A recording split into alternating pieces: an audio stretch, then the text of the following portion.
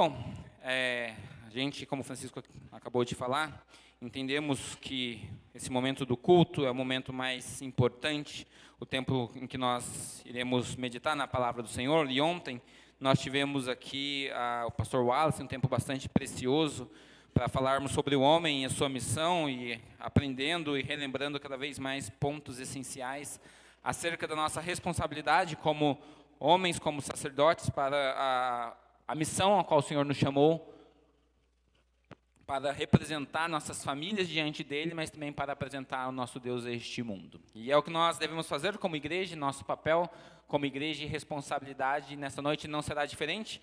Estarei aqui neste papel como ministro do Senhor, trazendo à nossa comunidade a palavra de Deus, a fim de que nós possamos ter uma vida cada vez mais semelhante à do nosso Senhor Jesus.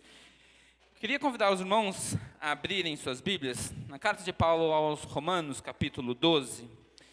Eu estou expondo a carta de Gálatas aqui em nossa igreja, mas vez por outra eu estou introduzindo outras mensagens por analisar algumas necessidades da nossa igreja e aí fazer também com que a gente reflita em outros pontos ao longo da exposição. E é interessante que o texto que o Francisco leu hoje, e a gente não combinou, mas 1 Pedro, capítulo 2, texto que acabou de ser lido aqui pelo Francisco, no versículo 5, diz assim: também vocês, como pedras que vivem, são edificados, casa espiritual, para serem sacerdócio santo.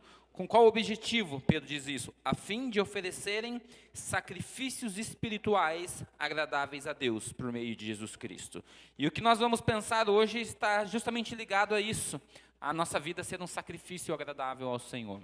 A gente vai pensar um pouco sobre isso nessa noite, vamos refletir um pouco sobre isso nessa noite, aqui na carta de Paulo aos Romanos, e nós vamos estudar aí especialmente os versículos 1 e 2 do capítulo 12.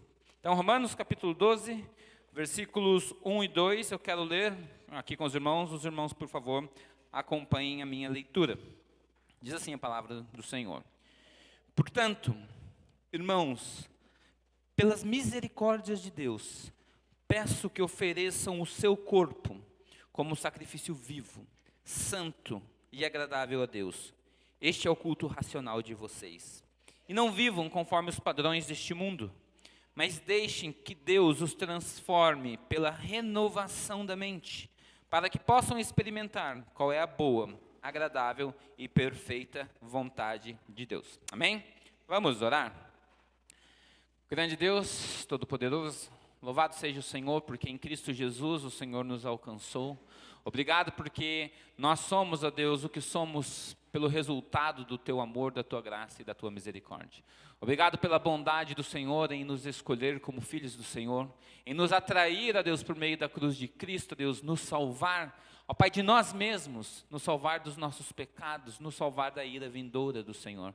Obrigado porque, ó Deus, o nosso Senhor Jesus, Ele subiu aos céus e Ele mesmo nos prometeu que está preparando para nós um lugar. Obrigado porque um dia estaremos com o Senhor na eternidade. Deus, como ansiamos esse dia, como desejamos estar com o Senhor, ó Deus, reunidos para sempre como povo. Ó Deus, mas enquanto isso não acontece, o Senhor nos chamou a viver uma vida de santidade aqui nesta terra. Por isso somos desafiados, ó Pai, diariamente a sermos, ó Deus, como o nosso Senhor.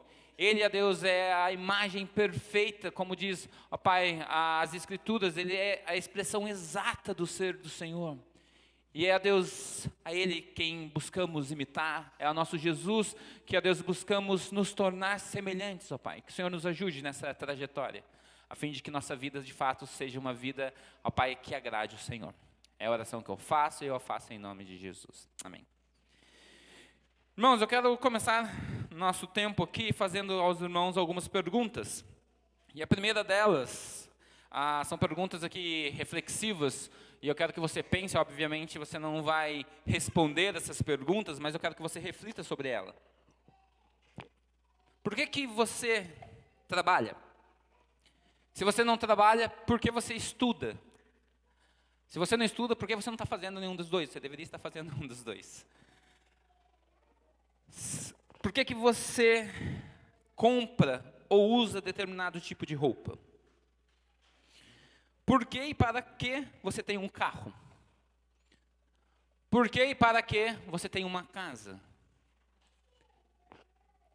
Por que e para que vocês estão aqui hoje na igreja do Senhor? Por que alguns de vocês que ainda não se casaram se comprometem com um casamento ou almejam um casamento? Ou por que vocês se casaram? Nós temos que responder a Deus esses porquês da nossa vida, porque a nossa vida ela tem uma missão, como nós refletimos aqui ontem. Nós precisamos responder para Deus alguns porquês para entender o motivo pelo qual estamos vivendo nessa terra. Nossa vida não é uma vida sem propósito, ela não é uma vida trivial. O Senhor nos separou, o Senhor nos salvou, o Senhor nos chamou para viver para a glória dEle. E se nós não soubermos responder a esses porquês, talvez a gente não tenha entendido nada do Evangelho. Talvez não tenhamos entendido por que o Senhor nos salvou e para que o Senhor nos salvou. E eu quero responder para os irmãos alguns porquês que são evidências e muitas vezes práticas em nossas vidas. No contexto, infelizmente, da igreja contemporânea, hoje em dia, muitos estudam ou trabalham, respondendo às perguntas que eu acabei de fazer, porque querem ser bons profissionais, esse é o motivo pelo qual estuda, se dedica, e por conta disso quer ter um bom emprego, ter um bom salário, para no final das contas poder comprar aquilo que ele quer, aquilo que ele deseja. Para poder realizar a viagem do sonho, para poder ter estabilidade financeira. Mas no final de tudo isso, ou a suma de tudo isso, é para encontrar prazer nesse próprio mundo, nas coisas que esse mundo pode oferecer.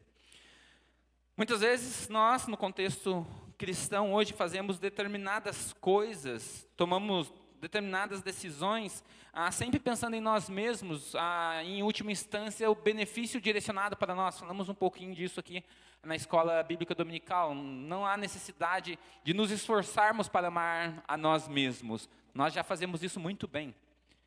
Nossa vida está direcionada para realizar os nossos desejos. E a gente não precisa se esforçar para isso. Eu não preciso acordar e ficar, nossa, eu preciso me esforçar hoje para fazer o que eu quero.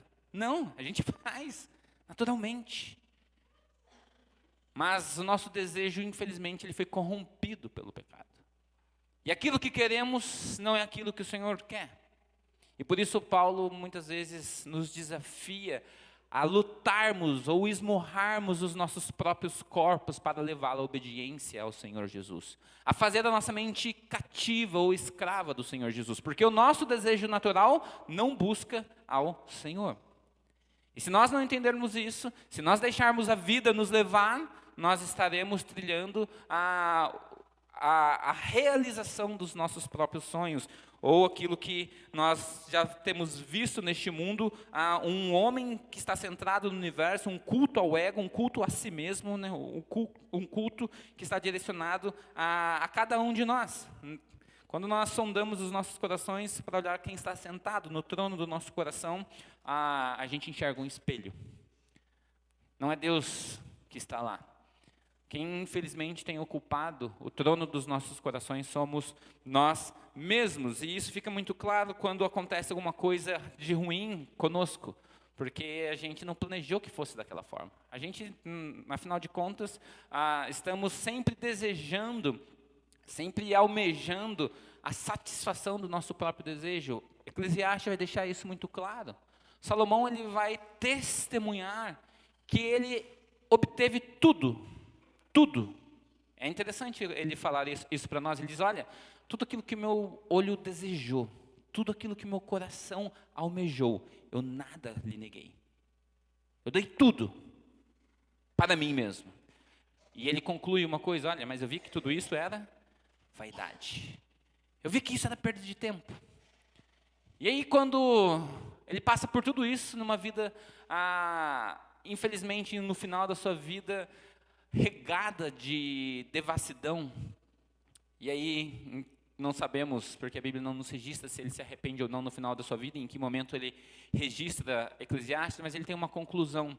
Ele fala, olha, eu aprendi uma coisa, toda alma irá prestar conta ao Senhor de tudo que fez, e a suma de todas as coisas é teme ao Senhor. O sentido da vida é temer ao Senhor. Ter uma vida sábia é temer ao Senhor. E o temor ao Senhor deveria produzir em mim e em você uma vida agradável a Ele. E é direcionando as nossas mentes a tudo isso que eu quero pensar com os irmãos hoje no texto. Mas ainda respondendo algumas perguntas, nós usamos determinado tipo de roupas só para nós nos sentirmos bonitos, para andarmos na moda. Não tem nada a ver com imitar ao Senhor ou cultuá-lo na forma que nós nos vestimos. Não precisa responder, mas quantos de nós hoje, após o banho, quando formos lá colocar nossas roupas, nos chegamos diante do espelho e falamos assim: Deus, essa forma que eu estou me vestindo hoje precisa agradar ao Senhor. Eu não estou preocupado com o que as pessoas irão falar sobre a forma como eu estou me vestindo, porque o objetivo meu não é agradar a eles, mas ao Senhor. A minha roupa, eu não estou indo com essa roupa para ficar mais bonita que a minha irmã, porque não é para o marido, né, é para a irmã. Eu não estou fazendo escova para as irmãs repararem que eu pintei o cabelo, eu cortei ou algo nesse sentido. Tudo que fazemos, infelizmente, está voltado para o nosso próprio coração. Muitos vão para a igreja, né, e essa foi uma pergunta, ir para a igreja é bom, não é? Mas nós podemos fazer da forma errada, pelos motivos errados. Muitos estão indo à igreja porque querem socializar, querem encontrar os amigos, querem estar junto com pessoas queridas, pessoas boas nesse sentido de estarem, pessoas agradáveis. Mas não tem nada a ver com culto ao Senhor. Não há nenhum problema em você se alegrar em estar com os irmãos. Mas se esse é o motivo principal, quando esses irmãos não estiverem aqui, você estará? Quem é o seu Senhor? Não, eu sei que não são os irmãos, mas o seu Senhor é você mesmo. O meu Senhor, muitas vezes, sou eu mesmo, porque o que eu estou buscando é satisfazer a mim mesmo. Como disse Calvino, nosso coração, ele é uma fábrica de ídolos, e se o Senhor não está sentado lá, alguém está. E este alguém, normalmente, sou eu e você. Muitos se comprometem para o casamento ou casam-se sem a mínima preocupação se esse relacionamento agrada a Deus ou não. Hoje temos vivido uma modernidade tão grande nos relacionamentos que não existe compromisso hoje, infelizmente, nem dentro dos casamentos. Antigamente tinha aquele problema, as pessoas estão ficando e tal. Nossa, mas não pode ficar, tem que namorar. A Bíblia nem namorar tem. Por isso que eu estou usando aqui o termo se comprometer para o casamento, é intencional. Porque a Bíblia nos ensina isso, nos ensina sobre namoro. Mas a igreja foi aceitando, porque isso tem se tornado tão normal que hoje a igreja trata isso com normalidade. O ficar, o namoro e por aí vai. Mas aí o que aconteceu? Hoje os casamentos não têm mais compromisso. As pessoas casam, 1 ano, 2 anos, não deu certo. E se divorciam. E o que faz? Casa de novo. Pastor, estou casando. Os nossos corações sempre buscam satisfazer a nós mesmos. Irmãos, nós somos especialistas em perverter coisas boas. Somos especialistas em perverter o vir para a igreja. Somos especialistas em perverter o ideal de Deus para o casamento. Somos especialistas em perverter algo que Deus criou bom, por exemplo, como o sexo. Nós pervertemos muitas coisas. Isso tem acontecido desde o Éden. Somos especialistas em fazer coisas que não agradam ao Senhor. E com isso em mente, eu quero pensar com os irmãos sobre o tema. E aí vai ficar mais fácil para o Marcel, depois para postar lá o tema, Marcel. O Marcel me mandou durante a semana: pastor, qual que seria o tema da sua mensagem? Eu falei: Marcel, não pensei não, mas dessa vez está aí, Marcel. Minha vida, um sacrifício agradável a Deus. Minha vida, um sacrifício agradável a Deus. Queridos, todas as vezes que nós estudamos uma carta, é preciso que nós leiamos como uma carta integral. O que eu quero dizer com isso? Era nesse ponto que eu iria usar a ilustração com os irmãos. Mas eu vou usar em uma outra ocasião, porque pode ser, certamente será oportuno. Mas quando nós estamos estudando, por exemplo, aqui a carta de Paulo aos Romanos, e nós estamos lendo o capítulo 12, quer dizer que Paulo já escreveu pelo menos aqui 11 capítulos. Né? Eu já falei para os irmãos, a Bíblia não tem essa divisão entre capítulos e versículos, mas Paulo escreveu um conteúdo muito grande anteriormente. E esse conteúdo bastante grande aqui, ele tem um certo resumo aqui. Eu não quero gastar tempo com os irmãos falando sobre esse resumo, mas do capítulo 1, versículo 1, até o capítulo 11, versículo 36, Paulo ele vai fazer um resumo teórico e histórico do Evangelho. Paulo vai ensinar aos romanos como é a essência do verdadeiro evangelho. Um evangelho que é o poder de Deus para salvar o homem, lá em Romanos 1,16, até este evangelho salvando o homem ao longo da história, elegendo um povo ao longo da história, lá em Romanos capítulo 9, e dentro desse povo Deus selecionando, de fato, o Messias, como de fato havia sido prometido, e esse Messias então sai dos judeus, e ele agora não mais limitada a uma questão de etnia de um povo, esse Messias vem salvar a todos quanto depositam fé nele. E é interessante quando a gente percebe essa narrativa do Evangelho que Paulo vai clareando ao longo desses capítulos, falando, olha, todos pecaram, tanto judeu quanto gentio, e logo todos eles estão afastados da glória de Deus. Então Paulo mostra que estamos todos afastados da glória de Deus, mas ele fala assim, olha, mas Deus em Cristo Jesus, Ele pode declarar pessoas justas. Então no capítulo 4 e 5 ele vai falar sobre a justificação pela fé. Como Deus faz isso a partir de Jesus Cristo. E aí no capítulo 6 e no capítulo 7, então, Paulo vai mostrar que essa graça que fez com que nós fôssemos salvos em Cristo Jesus, deve nos direcionar a uma vida de santidade. A gente não vai ficar utilizando essa graça pelo qual nós somos salvos para viver pecando. O que Paulo fala? Onde abundou o pecado, superabundou a graça. Mas dessa forma vamos viver pecando? O que ele diz? De modo nenhum.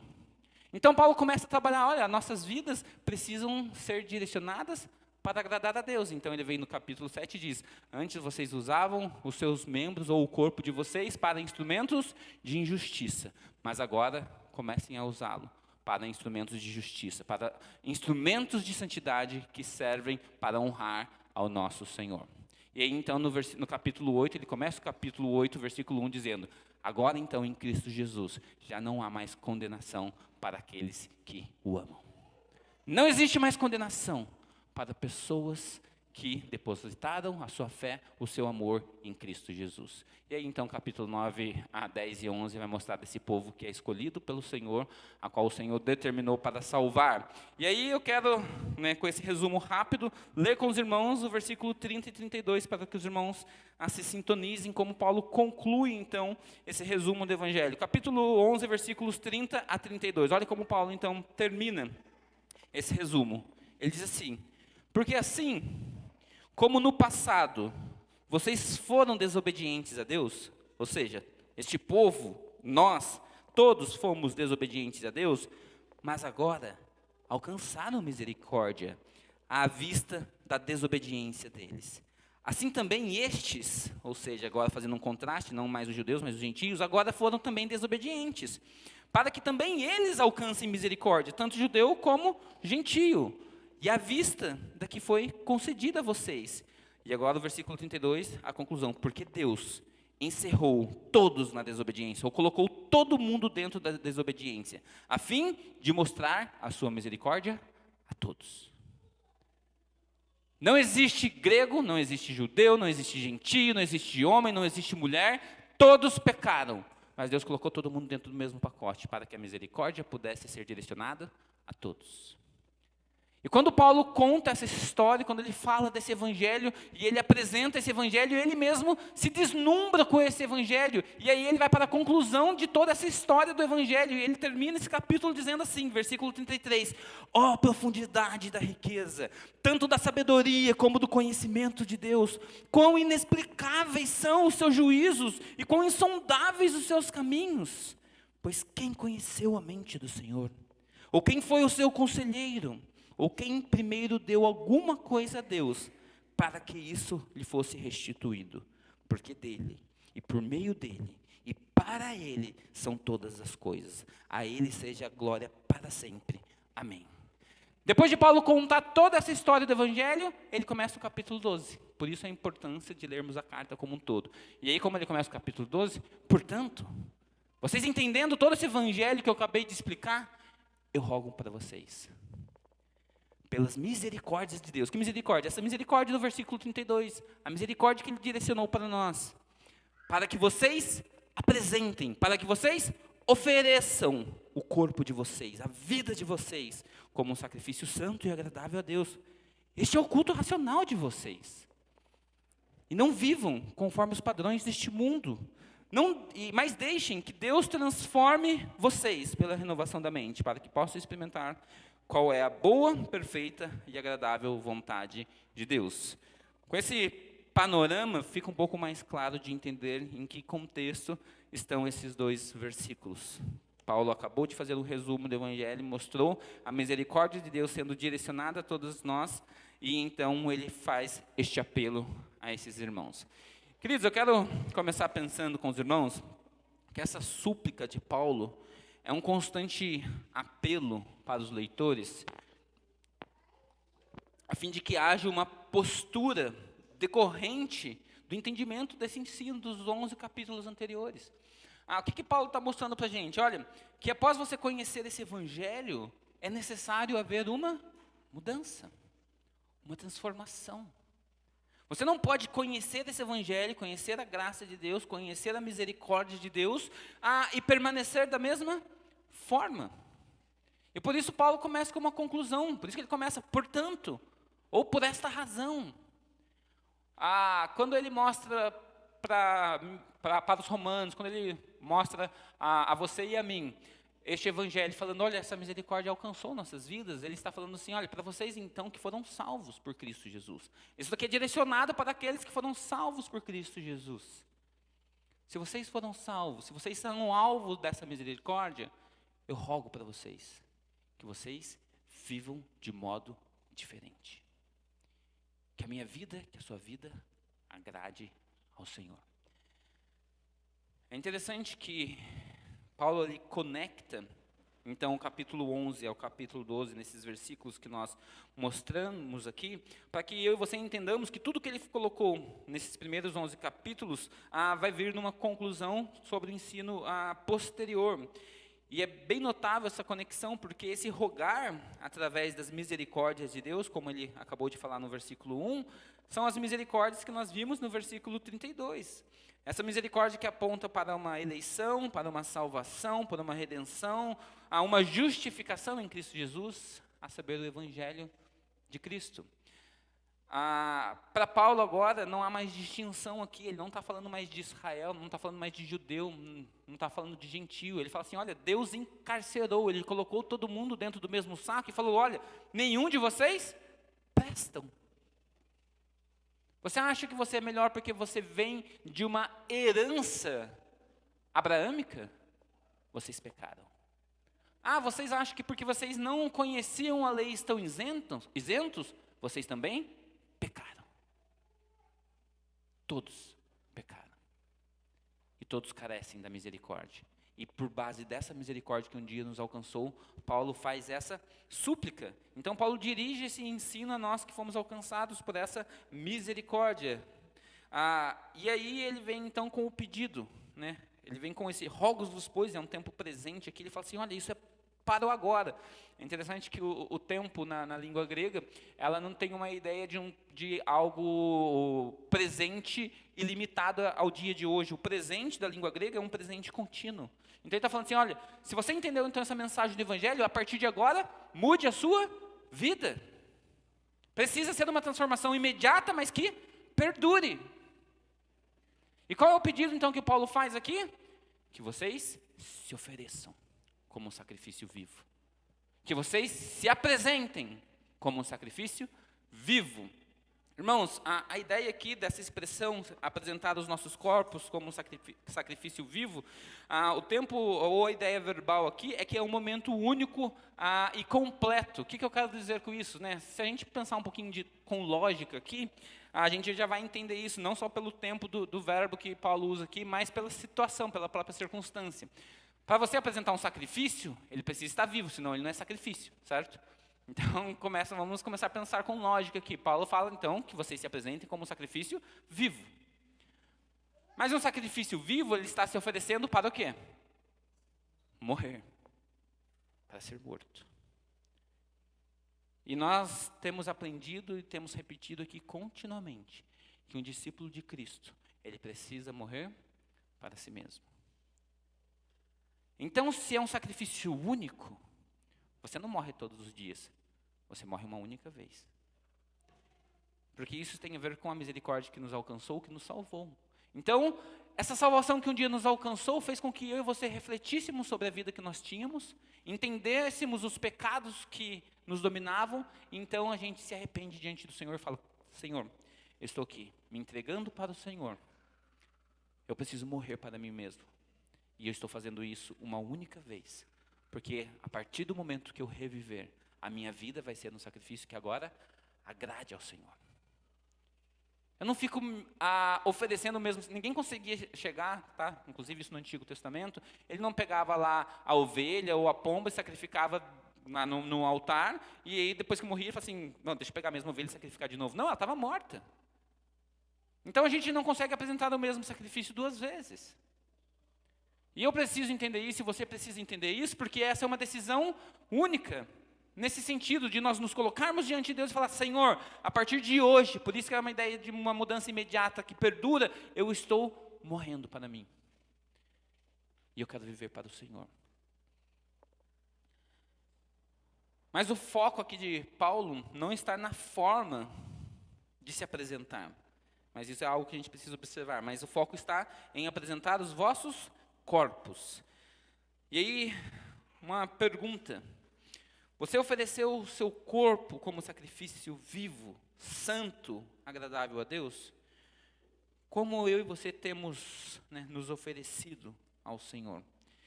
Então, para você que namora, que já está fora do padrão bíblico nesse sentido, quando você está junto com a sua namorada, você se lembra que seu corpo deve ser apresentado a Deus como um sacrifício vivo, santo e agradável a Ele? A forma como você se relaciona com sua namorada e com seu namorado agrada ao Senhor?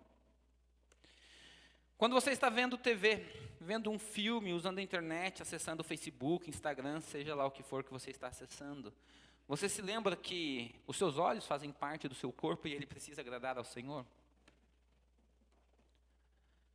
Quando você está na rua, homem, e passa por mulheres bonitas, que infelizmente estão vestidas indecentemente, você lembra que seus olhos precisam agradar ao Senhor? Principalmente num país como o nosso, tropical, numa cultura carnavalesca como a nossa, que as mulheres acham que andar seminua é algo normal.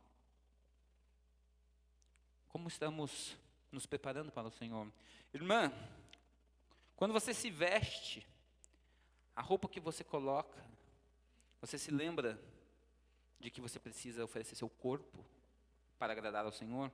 Eu acho que uma roupa decotada, transparente e justa não agrada ao Senhor. Se você quer se vestir dessa forma, faça para o seu marido somente. Na igreja não é lugar de você vir assim. Na rua não é lugar de você andar assim. Como o Francisco ilustrou aqui na aula, não estou falando que você tem que ter uma roupa de crente, né? Não é que você tem que andar de terno e gravata, não é isso que eu estou falando. Mas você sabe aquilo que agrada ao Senhor. As pessoas precisam olhar para você e, no mínimo, ter uma dúvida de que você serve ao Senhor. Ela não pode olhar para você e ter certeza que você não serve. Porque ela fala: não, essa roupa aí não é daquele povo. Quando você está na roda dos seus amigos lá no trabalho, no futebol, na roda das amigas, que tipo de conversa que você tem? Você lembra que a sua boca precisa ser apresentada ao Senhor como um sacrifício vivo, santo e agradável? Irmãos, a definição da palavra corpo, e por uma alegria semântica, a palavra corpo na língua grega é a palavra soma, né? Ou seja, a ideia de somar, né? De conter tudo. Paulo não está falando literalmente de algo exterior aqui. Paulo está falando de um ser integral, que precisa agradar a Deus em tudo que Ele é. Os olhos precisam agradar ao Senhor. Os ouvidos precisam agradar ao Senhor. A mente precisa agradar ao Senhor. Mas ninguém está vendo o que eu estou pensando. Ninguém está vendo, só Deus. E isso que é o problema. Se tem alguém com quem nós deveríamos nos preocupar, este alguém é o Senhor. Como Jesus nos disse nos evangelhos, não tem mais aquele que não pode, aquele que pode te matar aqui, mas temos aquele que pode fazer padecer o seu corpo e a sua alma no inferno. E este não é Satanás, este alguém é o Senhor. E é ele que Jesus fala, a ele sim vocês devem temer. Nossa, pastor, mas você está falando que a gente precisa ter medo de Deus? Sim. Mas Deus não é amor? É, assim como Ele é justo. E assim como Ele mandou, amarás ao Senhor teu Deus sobre todas as coisas, Ele mesmo ama a si mesmo sobre todas as coisas, porque senão Ele estaria desrespeitando o seu próprio mandamento. Então, se Ele ama a Ele mesmo sobre todas as coisas, Ele é um Deus santo que não suporta o pecado, Ele precisa ser justo em condenar aqueles que não se arrependem. Por isso, Deus nos ensina através da sua palavra que em todo o meu agir, pensar, sentir, tudo que está relacionado ao nosso ser, ao nosso corpo, deve ser oferecido a Deus como um sacrifício vivo, ou seja, alguém que se apresenta, que tomou uma decisão agora, que está morrendo para si mesmo, para ser santo e agradável ao Senhor.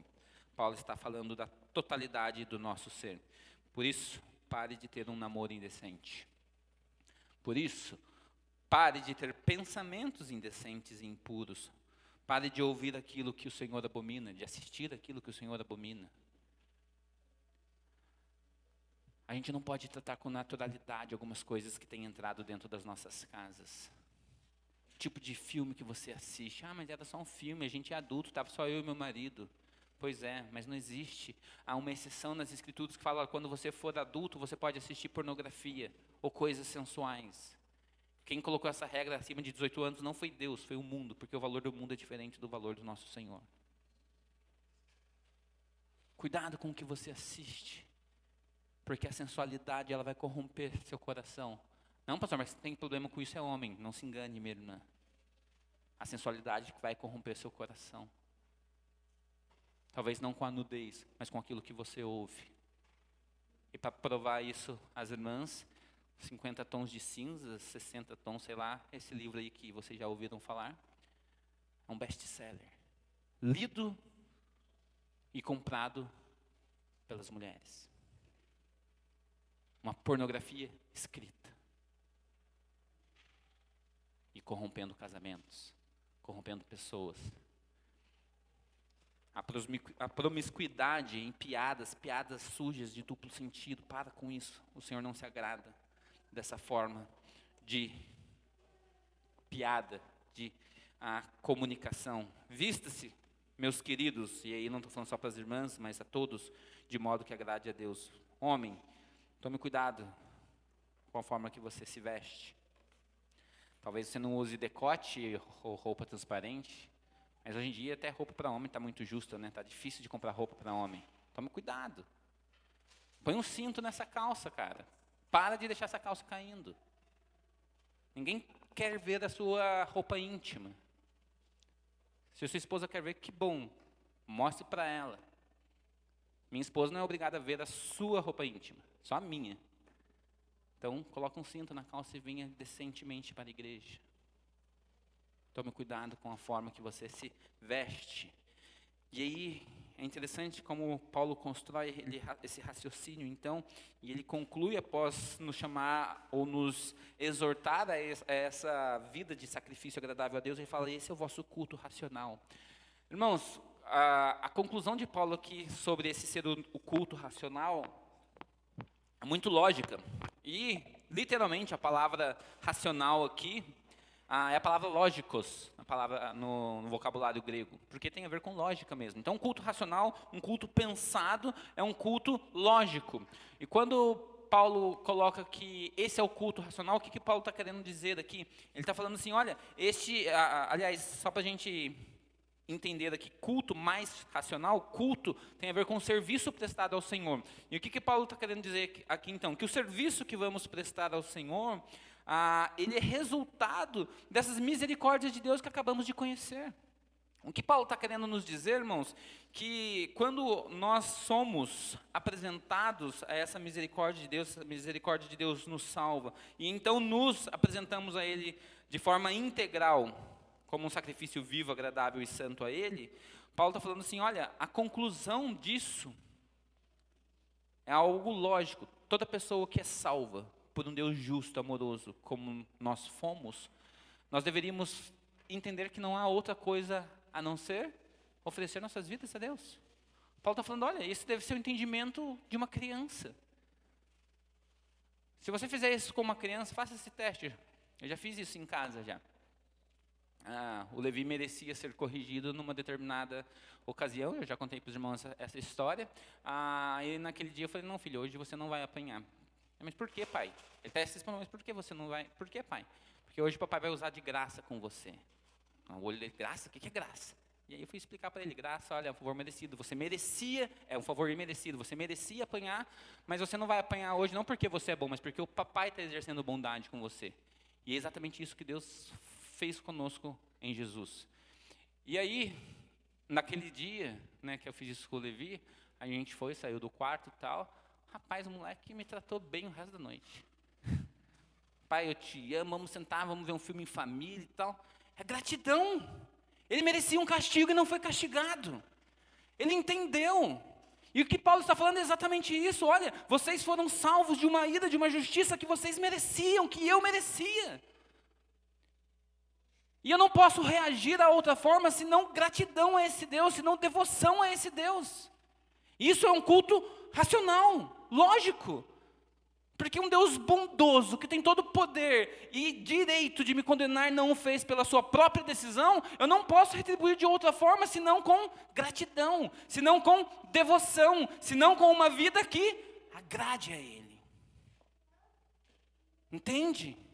Por isso é um culto racional, lógico. Olha Deus, eu não sei por que o Senhor me salvou, mas obrigado. E por conta disso, por essas misericórdias que foram direcionadas à minha vida, eu me ofereço a Ti. E viverei para sempre, para o Senhor, para a glória do Senhor. Essa deveria ser a conclusão de cada pessoa que foi salva por Cristo Jesus. Cada um de nós. Paulo, aqui ele não está excluindo, irmãos, a emoção do culto, a espiritualidade do culto. Mas ele está afirmando que o culto é racional justamente nesse sentido, porque ele é uma conclusão de quem Deus é e também uma gratidão por aquilo que Ele fez por nós. Ou seja, o que Deus faz é reflexo de quem Ele é. E Ele é um Deus bom.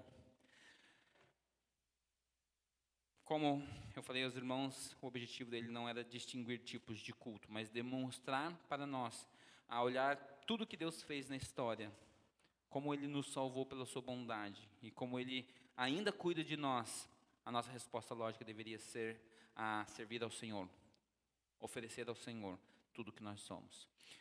Um filósofo estoico chamado Epípeto, quando John Stott, em seu livro Disposição de Romanos, ele cita esse filósofo, e esse filósofo diz assim: se eu fosse um rouxinol, faria aquilo que é próprio de um rouxinol. Se eu fosse um cisne, eu faria aquilo que é próprio de um cisne. Mas como eu sou lógicos, e a menção aqui é o termo grego do culto racional, como eu sou lógico, eu tenho que adorar a Deus. Se eu penso, a conclusão é, eu preciso adorar o Criador. Por isso, eu e você precisamos adorar o nosso Deus com nossas vidas. Então, se você está vivendo um relacionamento fora do padrão de Deus, que não agrada ao Senhor, porque Ele é um Deus santo e não suporta o pecado, busque ajuda para abandonar o pecado. O problema não é, nossa, vou terminar esse relacionamento impróprio. Isso não vai resolver o problema. Você só está mudando a circunstância, não o seu coração. Não é a circunstância que você precisa mudar, porque quando você voltar a se relacionar, você vai se relacionar de forma imprópria novamente. Você precisa tratar o seu coração, porque é de lá que procedem todos os maus desígnios. Como Jesus nos disse, é do coração que procedem todas essas coisas, os homicídios, o assassinato, tudo que vem de ruim do homem procede do interior do homem. Não é o que entra, não é o que você come, não é o comer sem lavar as mãos, mas o que está dentro de você, o que está dentro de mim. E olha, eu sei que você não presta, porque eu sei o que está dentro do meu coração. E eu sei que eu também não presto. E que é a misericórdia e a graça do Senhor que tem transformado a minha vida dia após dia para tentar ser dessa forma, como as Escrituras me diz, como ela diz a você. Eu não sou melhor que você. E por isso que eu sei que você também é alguém muito ruim, porque eu sei quem eu sou. Você não pode se esconder dessa verdade. O mundo tem falado que você é bom. É mentira. Não existe ninguém que é bom, a não ser o nosso Senhor. Se você tem um casamento que não agrada ao Senhor, é hora de mudar a postura de vocês, tanto marido como mulher. Vocês precisam honrar a Deus com o casamento de vocês. Para de ficar vivendo em discórdia. Para de ficar brigando todo dia. Senta na mesa e vamos acertar essas coisas. A gente não precisa ficar convivendo, como o provérbio diz, com a mulher rixosa. E nem a mulher precisa ficar convivendo com o homem que não ama a esposa como Cristo amou a igreja. Vamos colocar o pingo nos is. O nosso casamento precisa glorificar o Senhor. Eu sei que há dificuldades.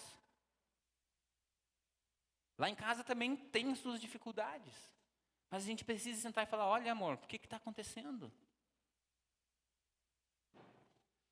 Onde estamos pecando um contra o outro? Porque se o nosso casamento não refletir o relacionamento de Cristo com a igreja, está fora do padrão, está errado. A gente precisa acertar. Você precisa acertar, eu preciso acertar. A gente tem que parar de, vamos empurrando com a barriga. Não. Nós não fomos chamados para empurrar nada com a barriga.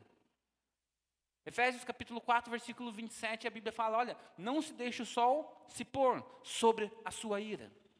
Você não consegue lidar com a ira, você precisa tratá-la, você não consegue controlá-la. Só Deus é suficientemente santo para controlar a sua ira e aplicar de forma correta. Agora, se você está irado ou eu estou irado, nós precisamos corrigir isso.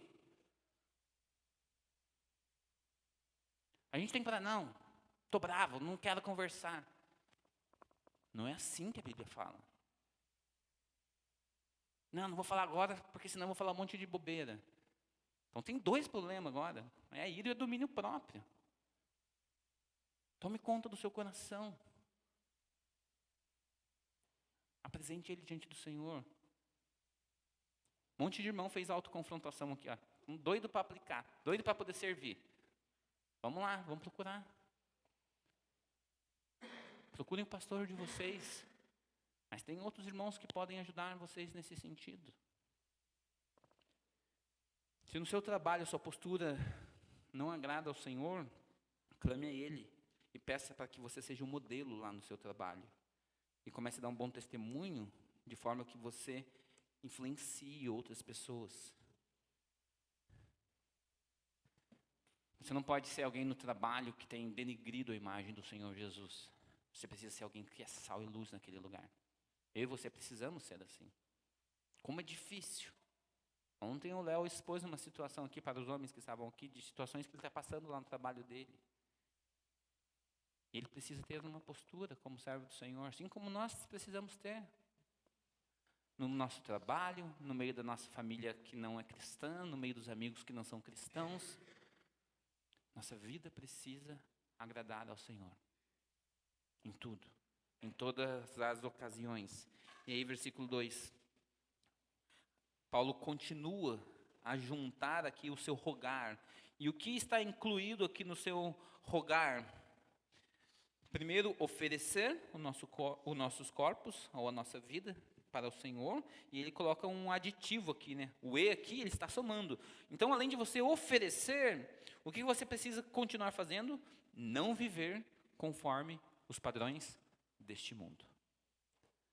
Não podemos nos conformar ao padrão desta geração.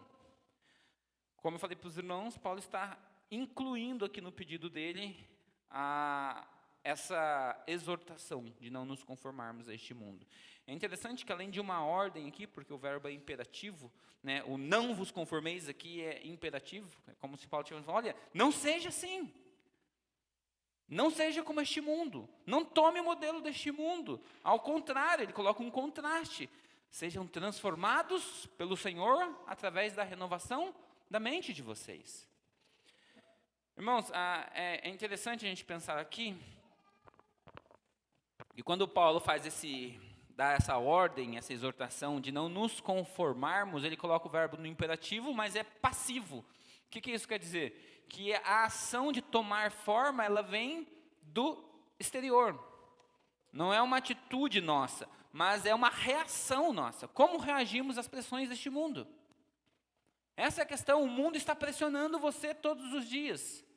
Na televisão, no seu trabalho, no seu casamento, o mundo está guerreando contra você, contra mim. A guerra é real. O que o apóstolo está falando é que esta geração vai pressionar você para que você seja como eles. Sabe seus amigos da faculdade? Eles não estão loucos para ser como Jesus. Eles não estão loucos para essa vida. Puxa, como eu quero ser como você. É um desafio para eles. Vou abrir um parênteses aqui. Quando eu servi o exército, no período obrigatório, lá no período de 19 anos, logo no começo do quartel, eu passei por uma circunstância lá do carnaval. Eles colocaram a gente na fila da enfermaria e eles começaram a distribuir preservativos para todos os soldados, para falar, para se cuidar e tal, etc. Essas coisas de propaganda de carnaval. E aí, quando o sargento chegou na minha vez para me dar, eu falei, não quero não, sargento. Eu falei, por que não? Tem que usar, não sei o quê. Eu falei, não, pode ficar tranquilo que eu não vou precisar disso, porque estou me guardando para o casamento. E falei para ele. Nossa, ele me tirou de forma, colocou lá na frente, fez todo um auê lá para o pessoal dar risada e zombar da situação. E eu muito tranquilo em relação a isso. E acabou aquele período tal, a gente foi separado depois em pelotões, eu fui trabalhar num pelotão especial lá. Aí umas pessoas chegaram e falaram assim, olha, nosso papel aqui no Exército, nesse período de 1 ano seu aqui, vai ser levar você para um prostíbulo. Não falou esse termo, falou outro, mais pejorativo ainda. Mas eles queriam me desvirtuar. Essa era a missão deles. Porque esse é o tipo de pressão que o mundo quer exercer sobre nós. E exerce sobre nós. Eu não estou contando isso para ter algum tipo de glória nesse sentido, mas para mostrar como é real isso. E pela graça de Deus, não conseguiram.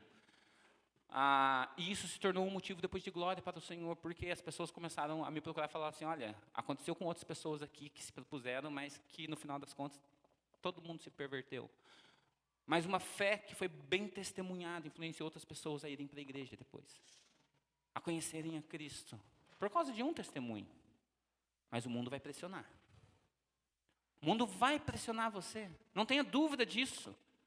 Paulo não está falando aqui, se porventura o mundo pressionar você, não, ele está falando, considerando que isso já é uma realidade. Não tome a forma deste mundo. Ele está pressionando a você. A Bíblia, em várias situações, nos exorta a nos vigiarmos quanto às pressões deste mundo, porque Deus sabe que nós somos falhos, somos pecadores, e pela graça de Deus, muitas vezes conseguimos resistir à tentação. Inclusive, é o que Tiago nos orienta, né? Resistir ao diabo e ele fugirá de vós. Mas em nenhum momento ele fica medindo força com o diabo. Não é essa a ideia. Não fique brincando com o pecado. Não ache que você é fortão, que você é o super crente. Foge disso. Busque uma vida de santidade, mas não brinque com o pecado. Não ache que você é melhor do que outro e pode ficar ali andando na beira do abismo. Tome cuidado. Seja prudente. A prudência é uma virtude dos sábios. Guarde essa frase. A prudência é uma virtude dos sábios. O sábio não é aquele que mede força para ver até onde ele vai. O sábio é aquele que evita a necessidade desse esforço desnecessário. Tome cuidado. Nós sabemos, eu e você sabemos, de pecados pessoais que nós cedemos devido às pressões deste mundo. Você sabe, você está acostumado a ceder a esse pecado. Na verdade, ele muitas vezes vira um pecado de estimação. Não vou olhar esse vídeo não. Mas só mais uma vez. Não vou conversar com aquele rapaz da internet não, sem meu marido saber. Mas é só essa vez. Eu não estou fazendo nada, é só uma conversinha. É só uma paquera. Legal dessa paquera, eu me sinto amada novamente. Tome cuidado, querida. Tome cuidado.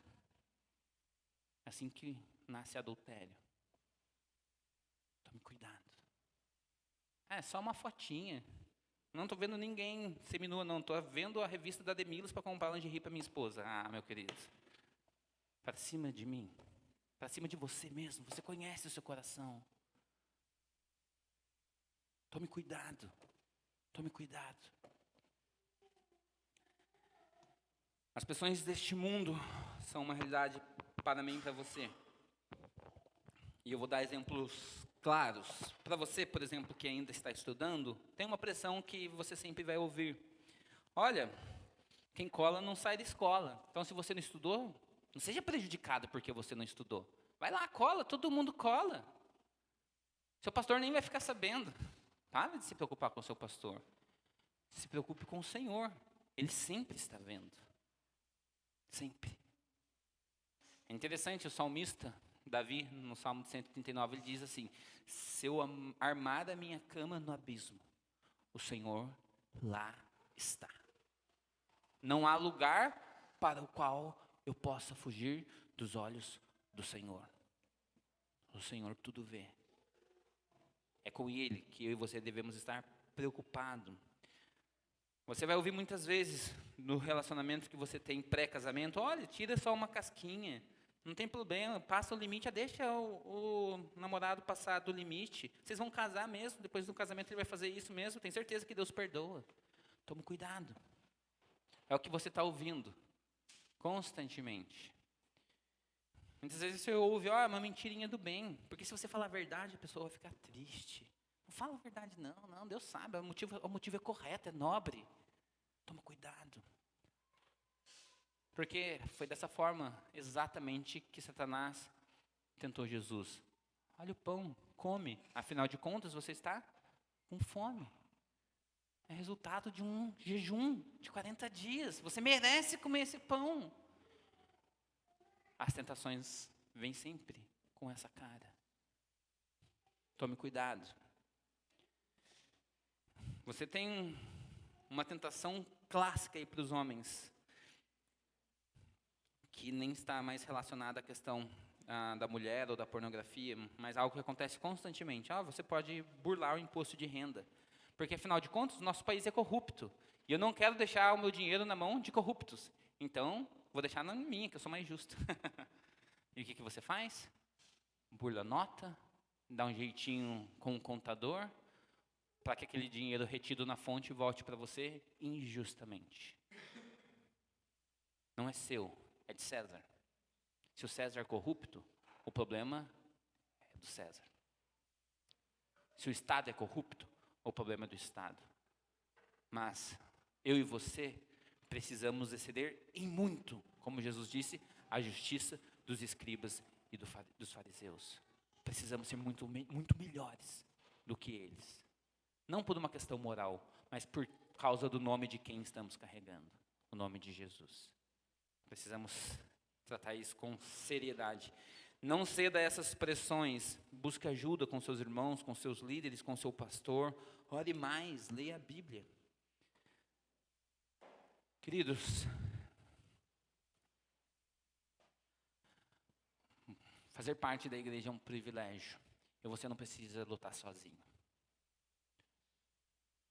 Um ferro afia outro ferro. Um cordão de 3 dobras, ele é muito mais resistente do que um único elo, ou do que de um cordão de 2. Aproveite a comunidade onde você está inserido. Aproveite a vida de irmãos que amam você verdadeiramente, para que eles ajudem você a caminhar em santidade. Não perca o privilégio de fazer parte de uma comunidade. E você que vai ser procurado por esses irmãos, seja sábio. Não olhe com desprezo para aquele que pecou. Ele está carecendo do cuidado. Não ache que você é melhor que ele, porque dessa vez você está em posição de ajuda. Em Gálatas, capítulo 6, um pouquinho lá para frente, diz assim, Gálatas, capítulo 6. Irmãos, versículo 1. Se alguém for surpreendido em alguma falta, em algum pecado, vocês que são espirituais, restaurem essa pessoa com espírito de brandura, e que cada um tenha cuidado, para que não sejas também tentado. Levem as cargas uns dos outros, e assim estarão cumprindo a lei de Cristo. Se vocês são espirituais e verem alguém surpreendido em pecado, repreenda com espírito de brandura, com amor. E tome cuidado, para que você também não caia. A pressão do mundo será exercida sobre mim e sobre você. Como vamos responder? Falei para os irmãos, a pressão é externa. Como vamos reagir? Precisamos estar atentos. E aí então vem um contraste. Mas sejam transformados pela renovação da vossa mente.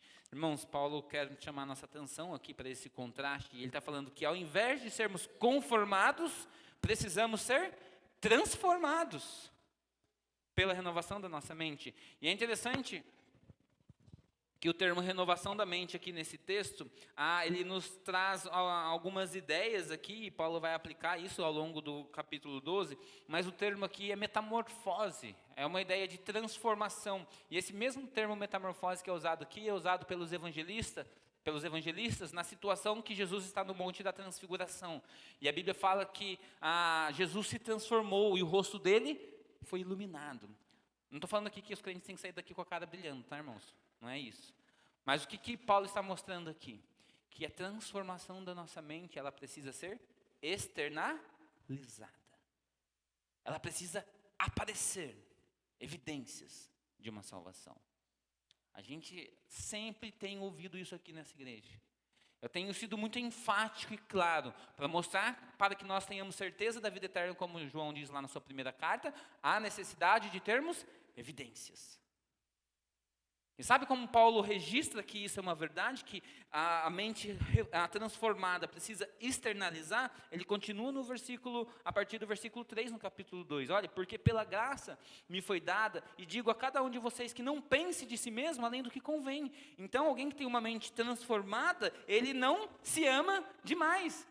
Ele tem um pensamento correto de quem ele é. Puxa, eu sou pecador, preciso ser tratado como um pecador. Alguém que está buscando a santidade. Olha, ele continua no versículo 4. Aliás, no versículo 3 ainda. Pelo contrário, pense com moderação, segundo a medida da fé que Deus repartiu a cada um. Versículo 4. Porque assim como num só corpo temos muitos membros, mas nem todos os membros têm a mesma função, assim também nós, embora sejamos muitos, somos um só corpo em Cristo, e membros uns dos outros. Versículo 6, temos, porém, diferentes dons, segundo a graça que nos foi dada. Se é profecia, seja segundo a proporção. Então, se você tem uma mente transformada, você precisa ensinar, faça conforme a fé. Se é servir, dedique-se, servindo no ministério. Aquele que ensina, dedique-se no ensino. O que exorta, faça com dedicação. O que contribui, com generosidade.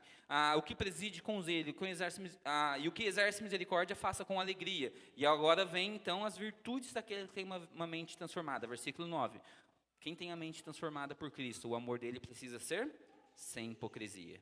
Ele precisa odiar o mal e se apegar ao bem.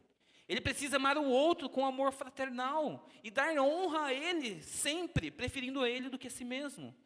Ele é alguém zeloso, ele é alguém que não é preguiçoso, ele é alguém fervoroso em oração, ele serve ao Senhor, ele se alegra na esperança, ele é paciente na tribulação. Está vendo? Paulo começa a dar um monte de evidência de pessoas que tiveram suas mentes transformadas por Cristo. Porque a salvação, ela apresenta evidências externas. Ela se torna perceptível. Como o Keith Phillips testemunhou, sim, conheço aquelas moças que demonstram sempre amor pelo seu sorriso e na forma como elas nos tratam. Pessoas amorosas, que preferem honrar aos outros do que a si mesmo. A evidência de uma mente renovada, ela é externalizada. E aí então, Paulo conclui o versículo 2, mostrando que se nós tivermos então essa mente transformada, ao invés de conformados pelo mundo, mas transformadas por Cristo, ela visa um objetivo. Qual o objetivo é? Para que eu e você experimentemos a boa, perfeita e agradável vontade de Deus. Ele está falando para nós que temos uma mente transformada.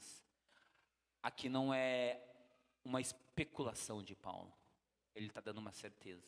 Ele está falando que se nós vivermos uma vida de mente transformada, nós vamos experimentar e testificar que a vontade de Deus ela é boa, que a vontade de Deus ela é perfeita, que a vontade de Deus é agradável.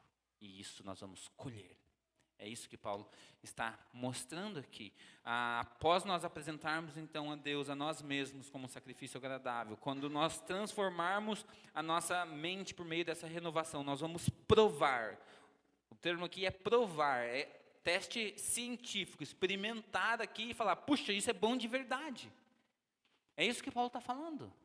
Essa será a conclusão óbvia daqueles que têm a mente renovada e transformada por Cristo Jesus, que não carece de nada para estar completa. A ideia aqui da vontade de Deus perfeita é exatamente essa. O que Paulo está falando para nós, que quando nós experimentarmos essa vontade de Deus, que é perfeita, que é completa, nós não iremos desejar mais nada. Estaremos satisfeitos no Senhor. Não vai ser, eu preciso de Deus, mas... Não, você precisa de Deus e ponto. Não existe mais. Não há nada mais que precisamos além do Senhor. É isso que o salmista diz, assim como a corça anseia por água, assim a nossa alma anseia pelo Senhor. É dele quem precisamos. É do Senhor que nós precisamos. Irmãos, o que Paulo está concluindo aqui para a gente é que essa vontade de Deus é algo que será resultante desta vida de santidade, de transformação. E como certo é o oxigênio para nós vivermos assim, a vontade de Deus é boa, perfeita e agradável. Não há dúvidas para Paulo. Paulo está falando aqui que você vai experimentar e não vai ter dúvida que é bom. Você não vai falar assim, puxa, não sei se valeu a pena servir ao Senhor. Não é isso. Paulo vai falar que você vai viver a sua vida como cristão e vai chegar no último dia da sua vida e vai concluir, eu viveria tudo isso novamente, porque vale a pena. Não foi pesado, foi difícil, mas foi prazeroso viver para o Senhor. Não é natural. Nosso corpo não almeja ter prazer no Senhor, mas uma vida de obediência, que busca agradar a Deus, vai experimentar uma vontade que é boa, perfeita e agradável, e vai poder confirmar que a vontade de Deus é boa, perfeita e agradável. E eu quero terminar aqui a mensagem lembrando esses 3 pontos aqui em forma de resumo. Uma vida que agrada a Deus constitui-se em servi-lo de forma racional, por entender quem Deus é e por ser grato pelo que Ele fez. Uma vida que agrada a Deus constitui-se em servi-lo de forma racional, por entender quem Deus é e por ser grato pelo que Ele fez. Segundo, uma transformação genuína só será possível se eu tiver uma mente renovada. Não existe mente renovada sem transformação, sem eu morrer ou me oferecer como um sacrifício a Deus. Para uma mente então renovada é necessário antes que eu me apresente diante de Deus de uma vez por todas, como um sacrifício vivo, uma única vez, a fim de viver de forma santa e agradável a Deus. Conclusão, o Senhor nos salvou sem merecermos sequer uma gota da sua misericórdia. O Senhor nos salvou sem merecermos sequer uma gota da sua misericórdia, e o resultado lógico disso é, eu e você precisamos oferecer uma vida agradável a Ele. O resultado lógico disso eu e você precisamos ser santos para agradar a Ele. E como fazemos isso? Não tomando a forma deste mundo. Não vivendo, cedendo às pressões deste mundo. Mas, tendo uma mente transformada por Jesus, ao ponto de isso ser externalizado. Que as pessoas percebam a salvação de Cristo nas nossas vidas, nas nossas atitudes. E nesse momento, a gente vai poder constatar que a vontade de Deus nesse ciclo, nesse fluxo, ela é boa, perfeita e agradável. Amém? Irmãos, abaixe sua cabeça, vou pedir para que o Everton coloque uma música.